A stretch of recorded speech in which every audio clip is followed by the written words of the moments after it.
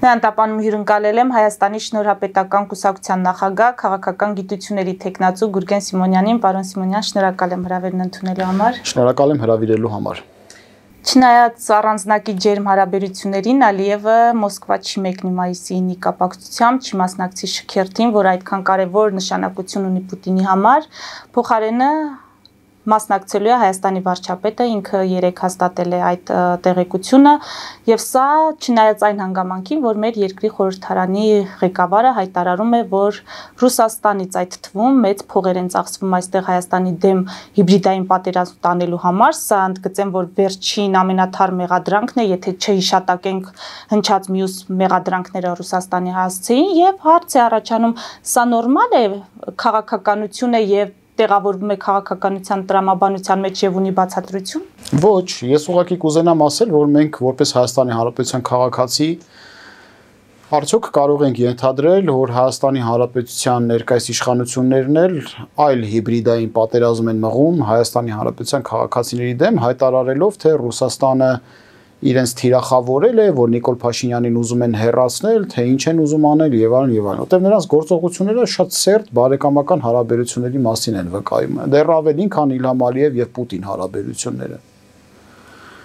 Եթե այդպես չի, եթե Նիկոլ Փաշինյան եւ Վլադիմիր Պուտին հարաբերությունները այդքան վատն են եւ Նիկոլ Փաշինյանը այդ աստիճանի մեծ հարգանքի տուրք է տալիս Վլադիմիր Պուտինի կամքին, նշանակում է Վլադիմիր Պուտինի հետ անգամ հարաբերություններ էլ չկան։ Վլադիմիր Պուտինը տիրապետում է Նիկոլ Փաշինյանի գործողություններին եւ վարքին։ Եվ եթե այդպես է, մենք ազգովի փորձանքի մեջ ենք։ Ստացվում է, որ ներկայիս իշխանությունները ռուսական կոլաբորացիոնիստներ են։ Այդպես է ստացվում։ Տրամաբանական հարց տվեցի, չէ՞։ Եթե գնում ես, ուրեմն ջերմ ես, եթե ջերմ չես գնում ես, ուրեմն հպատակ ես։ Եթե հպատակ ես, ուրեմն փորձանք ես մեր գլխին էլ հեքիաթ մի պատմեք, որ դուք անկախ եք Ռուսաստանից, ու Ռուսաստանը ուզում է քեզ հեռացնի պաշտոնից։ Ինչի համար հեռացնի, եթե ինչ հրամայեց անելու ես։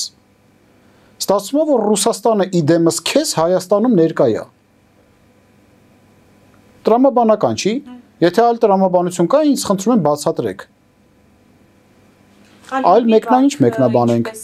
Ազատ ղեկավարի վարքա, որ ոնց ուզում այնպես է շարժում է։ Նրա խնդիրն է Ռուսաստանի տարածաշրջանից դուրս բերելը, Թուրքիայի հետ մերձենալը, այնքան ինչքան որ հնարավոր կլինի Ադրբեջանի ինքնուրույնությունը ապահովելու եւ Հայաստանի հաշվին անընդհատ մեծանալը։ Ղարաբաղը մեզանից գրավեցին, որը եւ դե ֆակտո մեր տարածքներ եւ դե յուրե մեր տարածքներ, այլ խնդիր է, որ նախքին 3 նախագահները չկարողացան դե յուրե հիմնավորումները տալ ու Արցախը դուրս մնաց համաշխարհային ընկալումներից, հələ ՄԱԿ-ի 2 բանաձևել հրճակեցին ընդդեմ Արցախի, որ դա ադրբեջանական տարածք է։ Սա մեր խնդիրն է, որ մենք չկարողացանք հիմնավորենք, որ դա դե յուրե մեր տարածքն է, դե յուրե իրավաբանորեն, իրավականորեն, իրավարար վճիռներով եւ ամենաբազմազան մեթոդներով դա մեր տարածքն է։ Դա զավթեցին մեզանից, հիմա ուզում են մարսեն, շարունակաբար էլի ուզում են տարածքները զավթեն ու էլի մարսեն։ Ինչի որտեղ տգետների իշխանություն կա Հայաստանի Հանրապետությունում, ընդ որում վերջին վիճակն ցույց է տալիս գուցեև կոլաբորացիոնիստների իշխանություն կա։ Եթե կոլաբորացիոնիստների իշխանություն չկա, եթե ազատ է մեր իշխանությունը Ռուսաստանի կամ արտահայտությունից եւ պարտադրանքներից,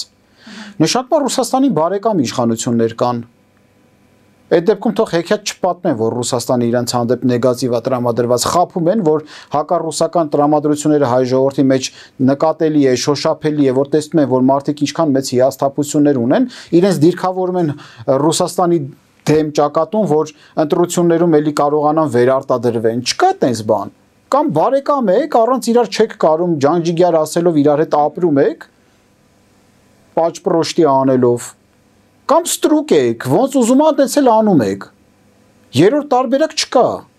Սուտ է, որ ասում են կոմպլեմենտարիզմ, ժեստ ենք անում, ինչ ժեստ ես անում, եղբայր։ Այդ ժեստով ավելի ես գնում տեղավորվում գելյոտինայի տակ։ Այդ ժեստով օձիքը թուլացրել ես, վերևի 2 կոճակն արձակել ես ու պարանոցդ հարմար տեղավորել ես այդ կացնի տակ։ Դա ժեստ չի, դա աննորմալության աստիճանի հասնող արարք է։ Քանի անգամ ասենք։ Պարոն Սիմոնյան, հաշվի առնելով ներկա նախկին այս վերջին սրացումները, երեկվա խորհրդարանում միջադեպը կամ այն ամենը, ինչ որ մենք տեսանք, այս ընդդիմությունը ում ջրաղացին է ջուր լցնում իր այդ վարքագծով։ Եթե նրանք նույն համակարգն են, այդ դեպքում նրանց խաղը կամ նրանց այս ամբողջ ներկայացումները մենք ինչպես հասկանանք։ Մեկը ձախ ձեռքն է ավտորիտար հակումներով, մյուսը աջ ձեռքն է ժողովրդավարական հակումներով։ Մեկը մյուսին լվանում են եւ երկուսն իրար հետ լվանում են երեսը Վլադիմիր Պուտինին։ Այդքան բան։ Էլ ավելի պարզ ալեգորիա ոնց ներկայացնենք։ Կարծում եք այդ պայմաններում եւ այս պայքարը, որը գնալով թեժանալու է նախընտրական, այլ ընտրանքային ուժերի ձայները լսելի լինելու են, իրենց խոսքը ընկալելի լինելու է, հասարակությունը կարողանալու է թացը չորից տարբերել։ Եվ ինչ պետք է արվի, որպեսզի իսկապես ճիշտ ընտրություն լինի։ Պետք է լրագրողական հանրույթով, փորձագիտական հանրույթով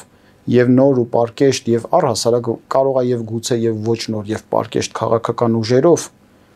մարդկանց ասենք, որ նախկին քաղաքական համակարգը, որը 1990 թվականից մինչև 2025 թվականը ընդհուպ ձգվում է եւ կձգվի մինչև հերթական ընտրություններ։ Ֆանտոմ է, անուրջ, անիրական, պատրանքային իրականություն, որով մեզ կախման տակ են գցում։ Պատմությունը եւ օբյեկտիվ իրավիճակը գիծ է քաշել։ Այդ համակարգը նախքին կեղտոտ համակարգը մնացել է գծից այն կողմ։ Հիմա սիրելի ժողովուրդ, եթե մենք ուզում ենք մեր կենսունակությունը ապահովել, պետք է գծից այս կողմ օրակարգը սպասարկենք։ Դա նշանակում է, որ լրագրողական հանրույթը պետք է չգեներացնի անընդհատ մաս մեդիայում այդ ուժերի, արատավոր ուժերի քաղաքական օրակարգը, որովհետև այդ իսկ պատճառով նրանք դառնում են այդ համակարգի կողմից ներքաղաքական իրավիճակը բիզնեսի վերածելու հանգամանքի հանցակիցը։ Բայց մեր լրագրողական կամ մեր լրատվական դաշտը, պարոն Սիմոնյան, բոլորը գիտեն, հանրությունն է իր գնահատականները տալիս սոցցանցերում, որ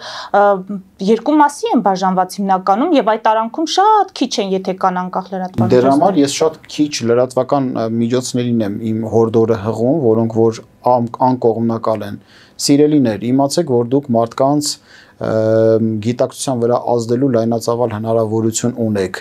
Պատրանքային իրավիճակները ուզում են դառնալ գետնի վրա իրավիճակ։ Եվ պատրանքային իրավիճակը գետնի վրա իրավիճակ դառնալու համար սկզբից գրավում է մարդկանց ուղեղներն ու գիտակցությունը։ Հետո դառնում է իրականություն։ Նոր ուժեր կան, նոր ուժերին փորձում են կեղտոտել։ Նոր ուժերին փորձում են, իրանք փաստացի լինելով Ռուսաստանի դերածոներ, մեզ են անվանում Ռուսաստանի դերածոներ։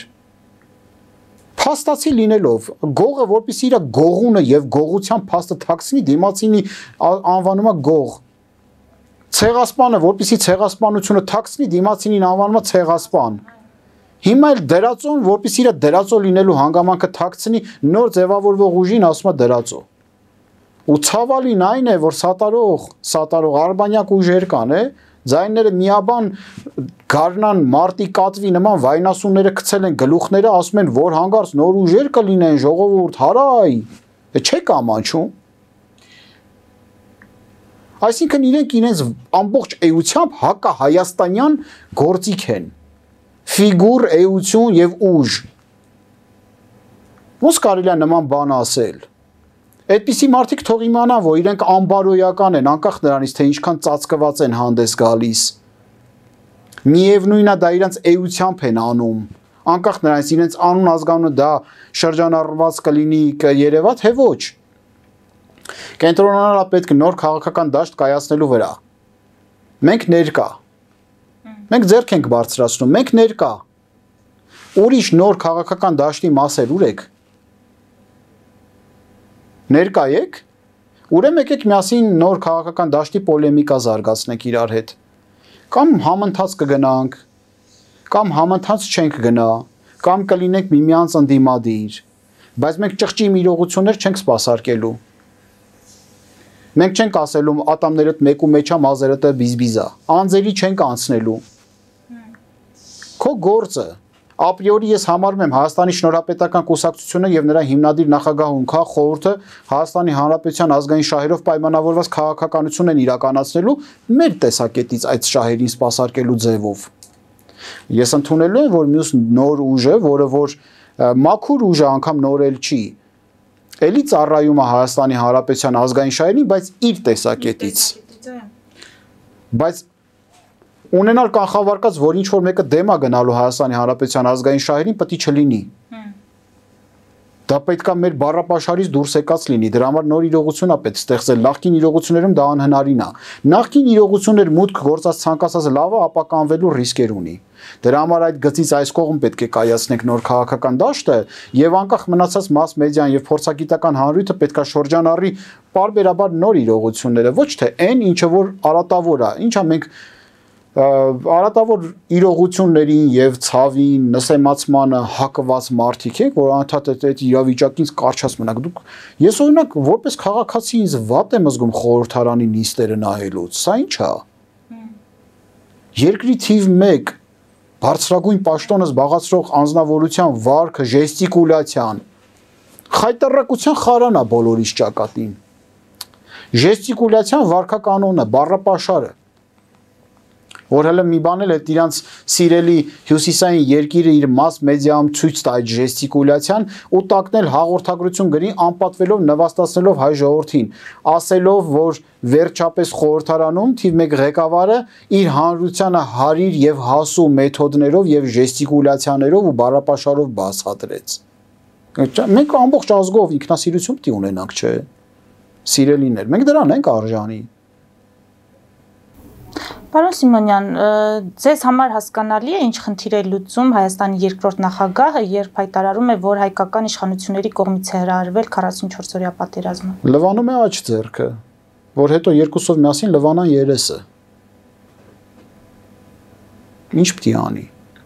Երկրորդ նախագահը չգիտի, որ ինքը ատելի ֆիգուր է Հայաստանի Հանրապետությունում։ Իհարկե գիտի, այդ սոցիոլոգիական հարցումները տանում դնում են իր առաջ։ Գելապի հարցումները չի է, որ մեզ 1.5 տան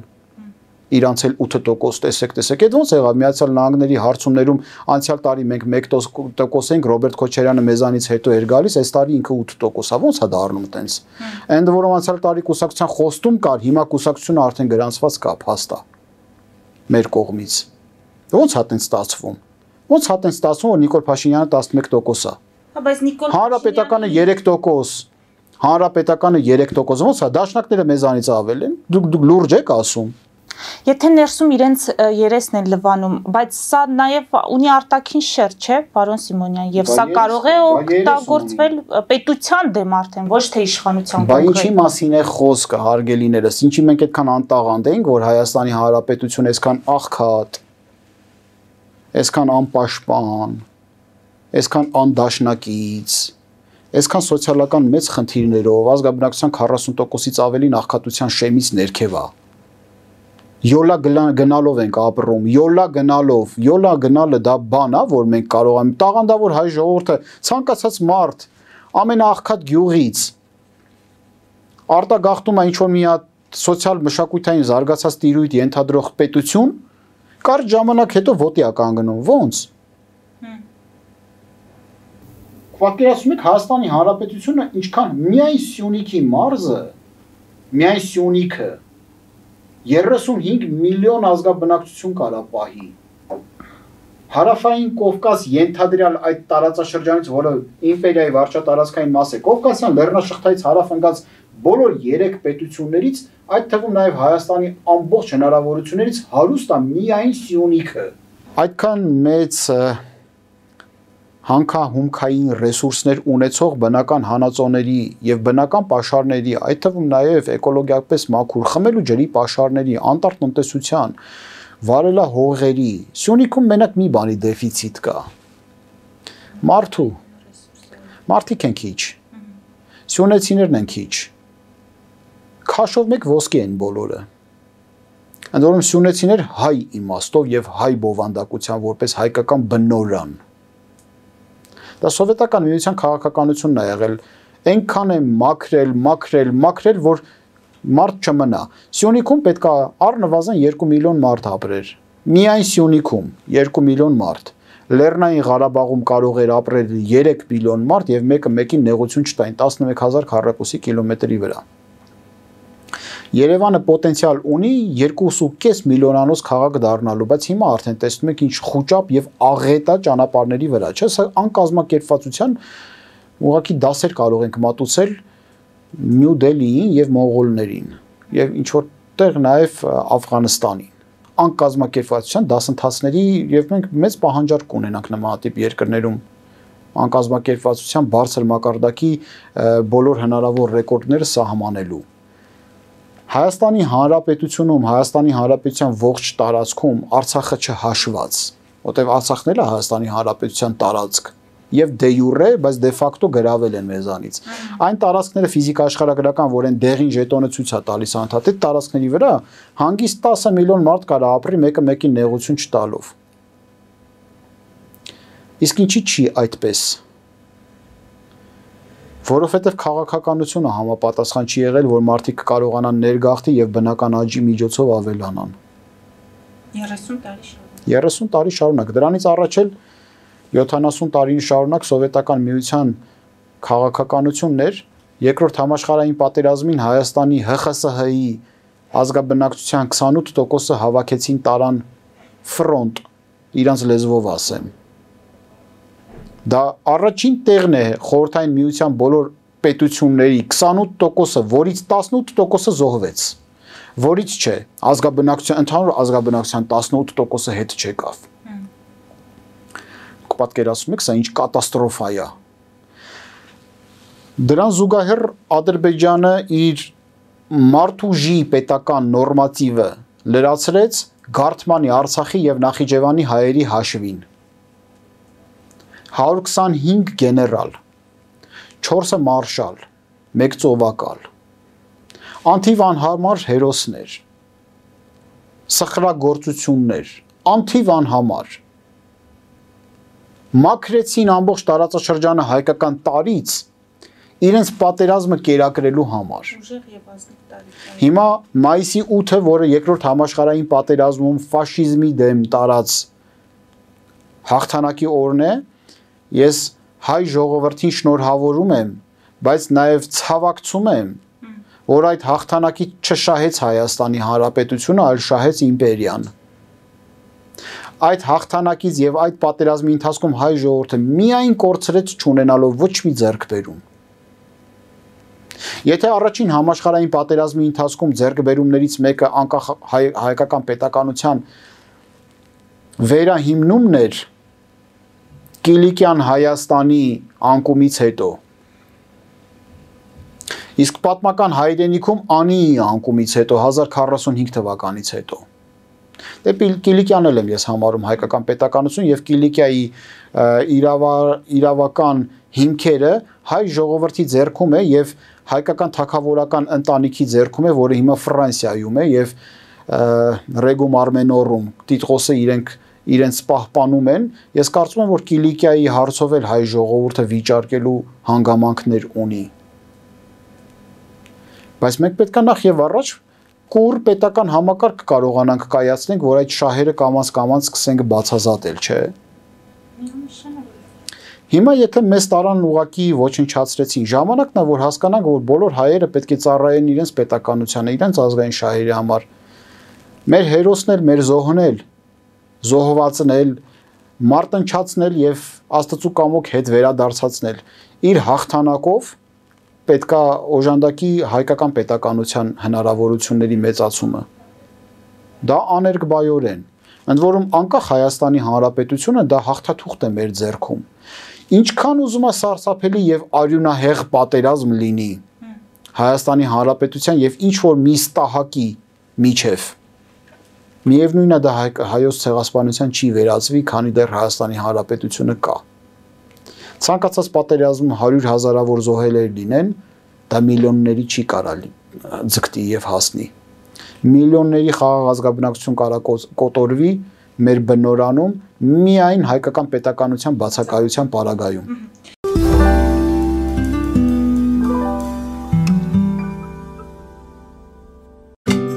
Ինչ է պետք տունը, առանձնատունը կամ ամառանոցը հաճելի, հարմարավետ դարձնելու համար։ Ճիշտ ընտրած կահույք, օրիգինալ դեկորներ, հյուրերին ընդունելուց գեղեցիկ սպասք, գուցե նոր սփռոց։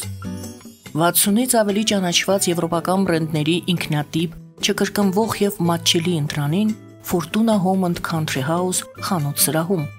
նորաոճ սպասք եւ կահույք հորեկա բնագավառի համար, տեքստիլ, տնտեսական ապրանքներ, ամեն ինչ գեղեցիկ կյանքի համար։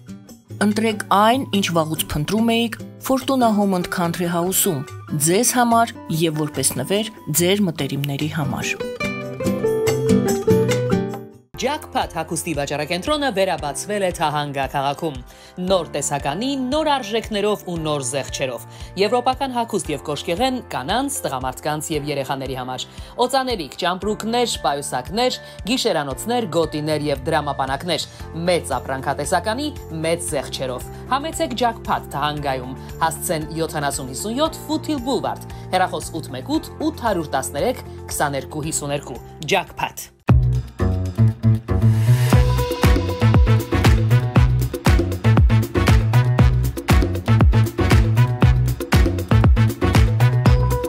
Արարատ ռեստորան, ընտանեկան եւ ընկերական ժամանցի լավագույն հասցե, սիրված արտիստներ, հյուրընկալ մթնոլորտ, հարուստ ճաշացան, անմահական խորտիկներ, Արարատ ռեստորան, հասցեն անփոփոխ, սիրով սպասում ենք ձեզ։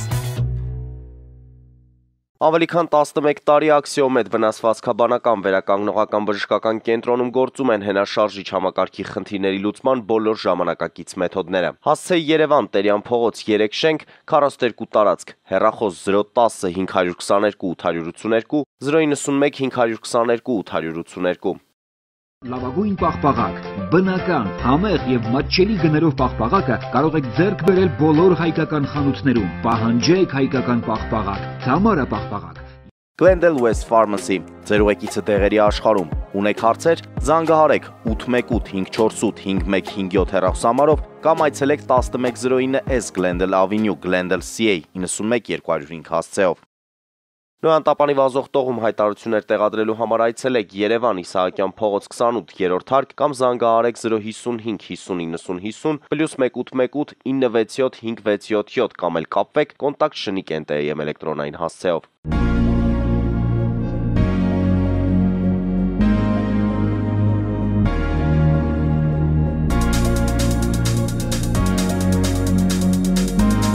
Տպագրեք ձեր գիրքը Նոյան տապան տպագրատանը, ինչպես նաև թերթեր, ամսագրեր, բուկլետներ եւ այլն։ Հասցեն քաղաք Երևան, Իսահակյան 28 առաջին հարկ։ Հեռախոս Հայաստանից +374 55 50 90 52, ԱՄՆ-ից 818 967 567։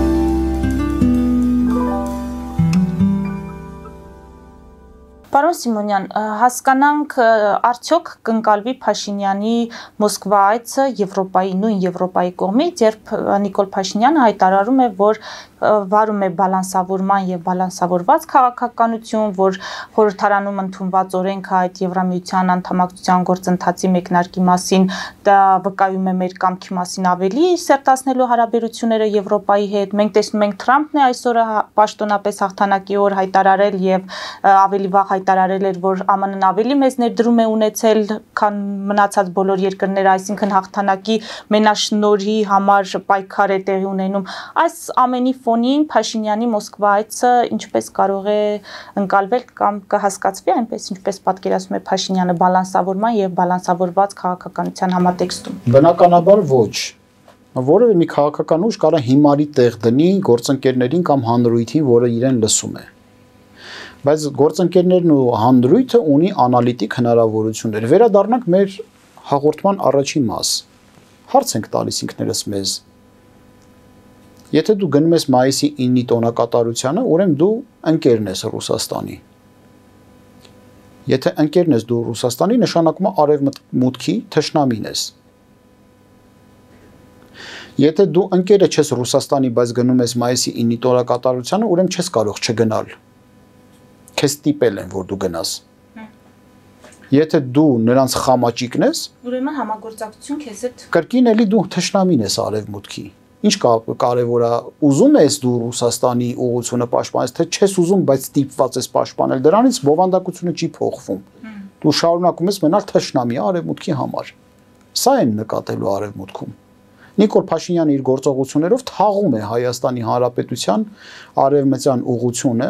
եւ արևմուտքի կողմից օժանդակություն ստանալու այն հնարավորությունները, որը այդքան մեզ համար պետք է եւ կարեւոր է եւ այդքան մեծ լուրջ եւ ազդեցություն ունեցավ Հայաստանի գոյությունը ապահովելու համար։ Սա նշանակում է թաղել ամբողջ Հայաստանի Հանրապետության ռեաբիլիտացիոն քաղաքականությունը։ Դու չես հասկանում, անգամ Ուկրաինան հայտարարել է, որ զորքերի կուտակման վայրերը օրինական թիրախ են մեզ համար, անգամ շքերթների ժամանակ։ Այո, անվտանգություն։ Իհարկե, բայց թշնամի պետություն է։ Իհարկե, բահազի այդքան մարդ հավաքվել է միտեղ, ինչի պիտի չխփի։ Դու չես է, որ ասի այդքան մարդու մի խփեք, հետո ինչ ենք ասելու աշխարհին։ Աշխարհը որևէ մեկը ասես Ուկրաինային էս ինչ ես ասում, չէ, բնական է։ Որովհետև աշխարհը ռազմարվեստի պատմություն գիտի։ Կլաուզովիցի գրքերը բացեք, կարդացեք։ Թշնամական ուժերի կուտակման վայրերը օրինական թիրախներ են, անկախ դրա պատճառներից։ Հիմա եթե դու գնում ես այն միջոցառմանը, որը կարող է թիրախի վերածվել, ստեղից ինչ եզրակացություն մենք անենք, ստեղ կոմպլեմենտարիզմի հոտ չի գնում։ Սա կոմպլեմենտարիզմ չի։ Սա կամ դու իրենց դրածոն ես, քո բարեկամներն են, կամ դու իրենց դրածոներն ես, քո բարեկամները չեն, դու իրենց խամաճիկն ես, այլ տարբերակ չկա։ Երրորդ ձև չկա։ Ինչ վերլուծություն ունեք Հնդկաստան-Պակիստան այդ հակամարտության սրացման հետ կապված, ինչ եք կանխատեսում կամ ենթադրում իրադարձությունների զարգացման հնարավոր սցենարը։ Շատ ապոկալիպտիկ իրադարձություններ չեմ կանխատեսում, որտեղ Հնդկաստանը 5 քաղաքակրթություն է եւ երկու պետություններն էլ ունեն զսպման գործիք, միջուկային զենք։ Այդ հակամարտությունը կարող է շատ երկար ձգվել, մեզ էլ վերապրել, բայց Հայաստանին իհարկե չի վերապրի, Հայաստանը հավերժի մասին է։ Շատ լավ, տեսեք, պարոն Սիմոնյան, իսկ Ռուսաստան Ուկրաինա այդ պատերազմի հանգուցալուծման հետ կապված մենք տեսանք, որ ԱՄՆ Ուկրաինա օգտակար հանածոների այդ հազվագյուտ հանածոների գործարքը կնքվեց, սա կարող է էական ազդեցություն ունենալ Պուտինին այդ խաղաղության հակելու համատեքստում։ Միանշանակ J.D. Vance-ը արդեն դարածել է մի հայտարարություն, որ Պուտինի պահանջները խիստ թանկ են, այո, չափից շատ են։ Ասում են եղբայր ամբիցիաներդ իջացրու։ Ամբիցիաներդ իջացրու։ Ռուսաստանը չի իջացնելու ամբիցիաները, որտեղ եթե իջացրեց ամբիցիաները, դա Ռուսաստանի կործանում է։ Նշանակում է պատերազմը կշարունակվի, եւ ուկրաինացիները դա շատ լավ հասկանում են, եւ ի պատիվ ուկրաինացիների եւ Ուկրաինայի ղեկավարության նրանք տրամադրված են երկարատև պատերազմի։ Կռվում են մարդիկ իրենց երկրի համար, իրենց հայրենիքի համար, որտեղ հայրենիքը պատի տակից չեն գտել։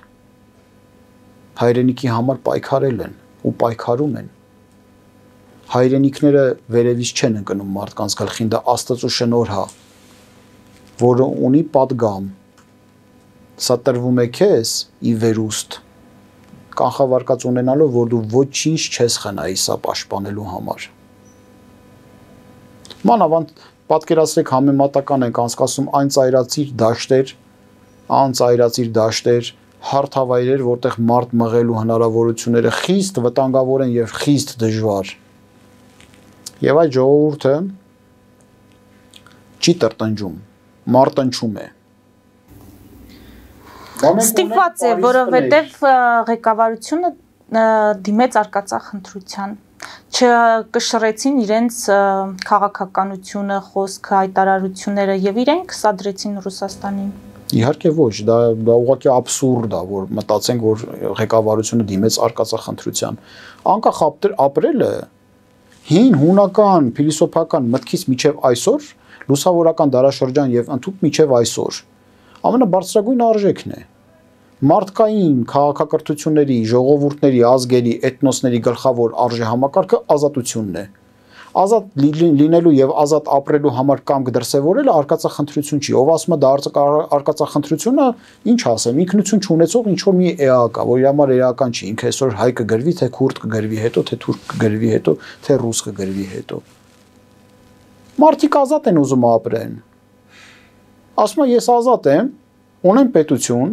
ես ինքս պետք է որդեգրեմ իմ սոցիալ մշակութային տարածությունը, որտեղ ես ուզում եմ ինտեգրվեմ։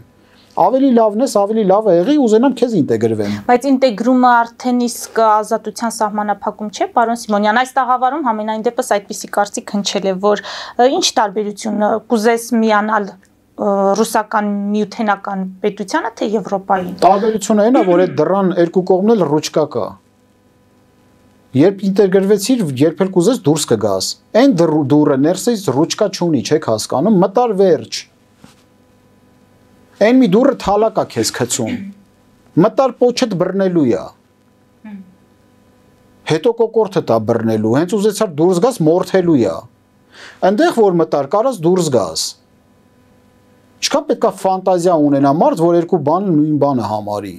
Այդ մարդիկ ովքեր որ ասում են ինտեգրվելը ինքնիշխանության էրոզիա է, եւ այն